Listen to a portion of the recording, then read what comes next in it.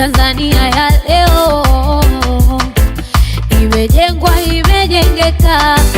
We mama njoo, njoo uone nchi ilivyobadilika. Tanzania ya leo imejengwa, imejengeka.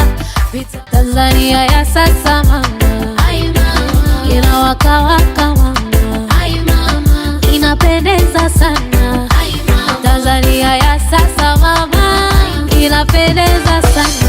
Nasema jua. Nimefurahishwa sana kukuta afisa tarafa, mheshimiwa diwani wa kata hii, mganga wetu kituo cha afya Kibakwe, timu yetu ya Chama cha Mapinduzi, mwenyekiti na wajumbe wake wa halmashauri ya kijiji.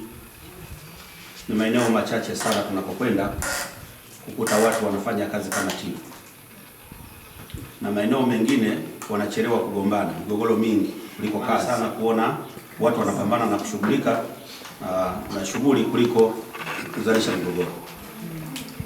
Kwa jambo hili ni muhimu sana kuondoa tofauti zetu, lakini pia kukaa pamoja kwa nafasi zetu. Na mimi nitumie nafasi hii niwapongezeni kwa kazi hii nzuri hii ambayo tumeiona. Hakika waliowapongezeni hawajafanya makosa na wala hawajawapendelea, na mimi niwapongeze sana.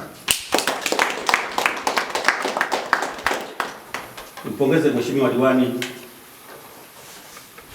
kwa karibu na viongozi wa kijiji, tarafa, kutoa muda wako na kutenga muda wako kwa ajili ya kusimamia majukumu haya. Sisi serikali za mitaa na nyinyi wenzetu huko mnatusimamia kama serikali kuu, tunafurahi pale tunapoona mko jirani na sisi.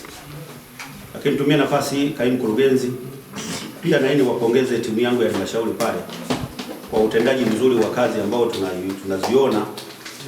Ni kweli tumehama kwenye miradi mibaya, sasa tunakwenda kwenye miradi mizuri.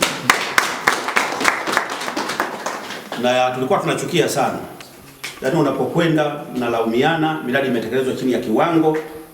Sasa mnabaki mnatizamana, ni kwa nini tunakuwa kwenye hatua hii? Tunapata fedha serikalini, lakini namna ya kuzitumia tunazitumia tofauti kabisa, hazifanani kabisa na fedha tulizopokea na kazi inavyoonekana.